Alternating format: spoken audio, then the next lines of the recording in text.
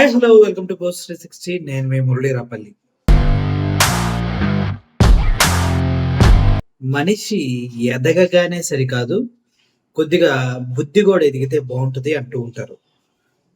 కొంతమంది చూస్తే వాళ్ళు ఫైనాన్షియల్గా మంచిగా పేరు ప్రఖ్యాతలు పొంది ఎదుగుతారు, కానీ బుద్ధి మాత్రం ఎదగదేమో, నోరు మాత్రం సరిగా ఉండదేమో అనిపిస్తుంది. ముఖ్యంగా శాసనసభలో ఈరోజు నందమూరి బాలకృష్ణ గారు మాట్లాడిన మాటలను చూస్తే స్పీకర్ కూడా కళ్ళు మూసుకుపోయినాయా, స్పీకర్ కూడా కొద్దిగా కూడా బుర్ర లేదా అనే విధంగా అనిపిస్తుంది. ఎందుకంటే స్పీకర్ పొజిషన్ లో ఉండి సైకోగాడు అనే పదం బాలకృష్ణ వాడుతుంటే కనీసం సిగ్గు కూడా లేకుండా అలాగే వింటూ ఉండి అది అన్పార్లమెంటరీ వర్డ్ సైకో ఏంటి అని అడిగే దమ్ము లేదా?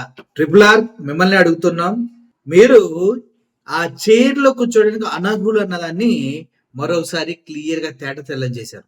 మనిషి పుట్టుకున్నాడు ఎవడన్నా ఎదుటి వ్యక్తిని సైకో అంటే, అది శాసనసభలో అంతమంది ముందు మాట్లాడుతుంటే కనీసం మాట్లాడుతున్న చేతకానోళ్ళు అక్కడ కూర్చున్న వాళ్ళందరూ సైకోలు కాదా? అక్కడ కూర్చొని దాన్ని ఎంజాయ్ చేస్తూ వికటట్టహాసాలు చేస్తున్నటువంటి వాళ్ళందరూ సైకోలు కాదా? మానసికంగా రోగులు కాదా? పనికి మాలిన విషయాలను తప్పించి మంచి విషయాల్ని శాసనసభలో మాట్లాడటం చేత కానీ సొల్లు బ్యాచ్ అనరా అనేది నాకు వస్తున్న అనుమానం. మీరు ఆ సీట్ లో కూర్చొని కనీసం సైకోగాడు అన్న పదాన్ని ఖండించలేకపోయారంటే మీ చేతకానితనం ఎంత అధ్వాన స్థితిలో ఉందో అర్థం చేసుకోండి. మీరు ఒక డిప్యూటీ స్పీకర్, మీకు ఒక చైర్, దాంట్లో కూర్చున్నప్పుడు కనీసం మనుషులు మాట్లాడే దాంట్లో ఏది తప్పు ఏది రైట్ అని నిర్ణయించే కనీస జ్ఞానం లేని నువ్వు ఆ సీటుకి అనర్హుడివి అని నేను అంటే మీరేమంటారు? ఇప్పుడు బాలకృష్ణ గారు నోరు పారేసుకొని ఇష్టం వచ్చినట్టు వాగినటువంటి ఆ వీడియోని ఒకసారి మీరు చూడండి. అధ్యక్ష, ఇందాక గౌరవ శాసనసభ్యులు కామినేని శ్రీనివాసరావు మాడుతూ అప్పుడు అందరూ ఇండస్ట్రీ కలవడానికి వెళ్ళినప్పుడు సైకో గారిని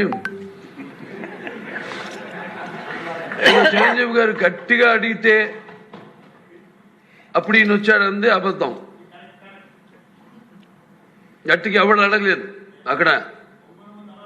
అది మీరు అన్నారు ఇందాక, ఏదో గట్టిగా అడిగితే ఈయన వచ్చాడు మళ్ళీ కలవడానికి, లేకపోతే ఏదో సినిమాటోగ్రఫీ మినిస్టర్ కలవమన్నారు అని. ఏంటంటే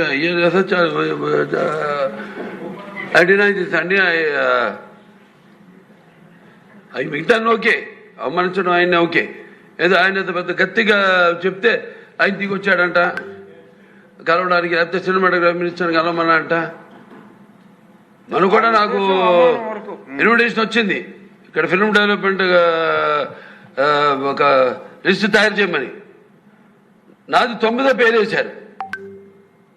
అది ఎవరో ఈయన నేను అడిగాను కూడా, దుర్గేష్ గారిని కూడా అడిగాను, గౌరవ సినిమాటోగ్రఫీ మంత్రి కూడా అడిగాను ఎవడో అడి వేసిందని. Respect human being, even be opposition are us. 9వ పేరు వేశారు.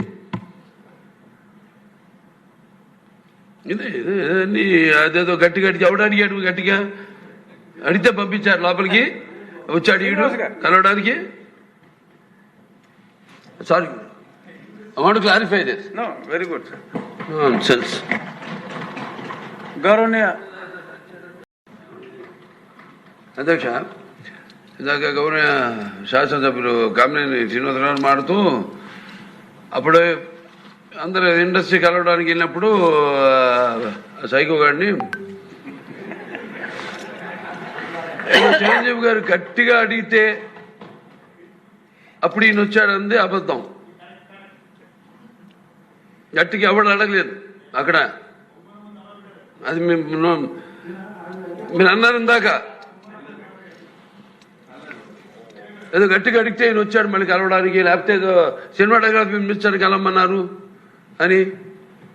ఏంటంటే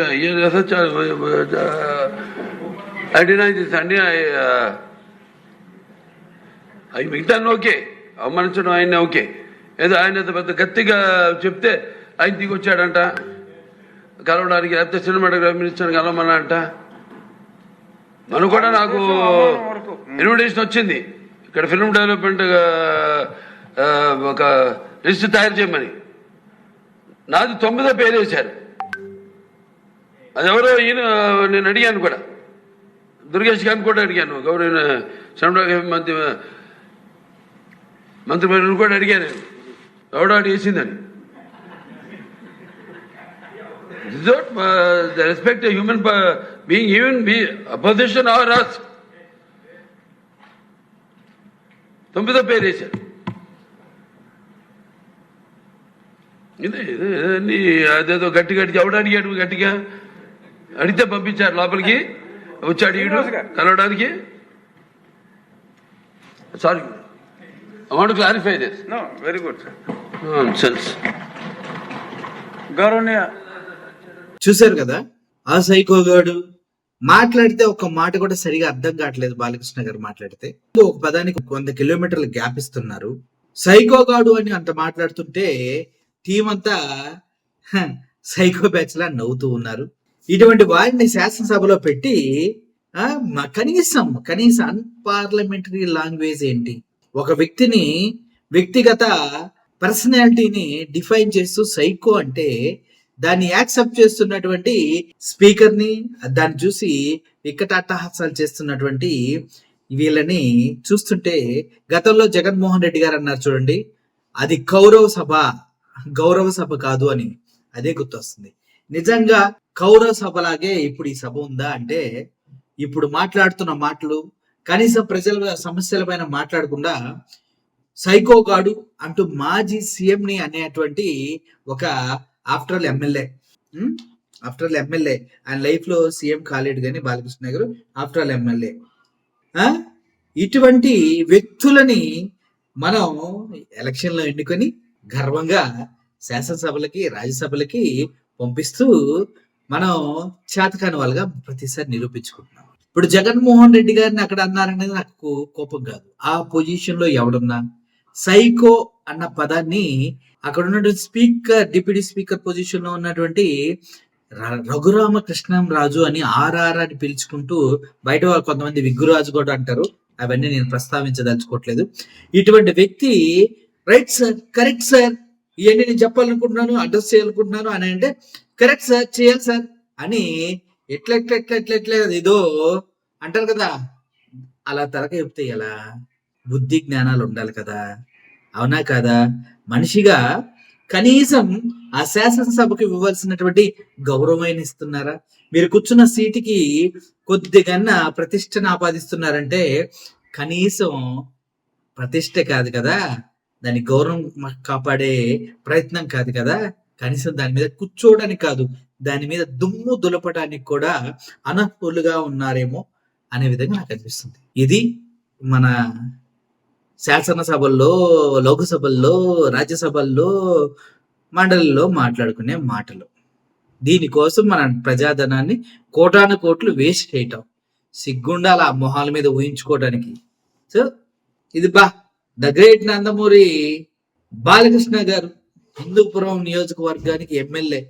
వేరే వాళ్ళు వచ్చి సార్ మీరు మా ఇంటికి తినడానికి రావాలి, మా ఊరు అంటే బురద జాతి, మీ ఇంటికి నేను ఎందుకు వస్తా, మాకేం పని లేదా, మీరెవరు అసలు, మా బ్లడ్ వేరు మీ బ్లడ్ వేరు అని మాట్లాడినా మహాగణుడు.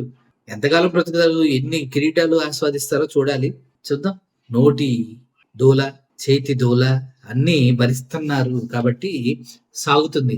ఎప్పుడో ఎవడో కొట్టగానే తిరిగి లాగి ఒకటి కొడతాడు, అప్పుడు అన్ని సెట్ అవుట్ అవుతాయి. చూస్తా ఉండండి. Thank you for watching this video. Murali signing off. ఈ వీడియో పైన మీ విలువైన కామెంట్స్ ని కింద తెలియచేయండి, దాన్ని కూడా అడ్రస్ చేస్తూ మాట్లాడతాం. Murali signing off. Thank you so much.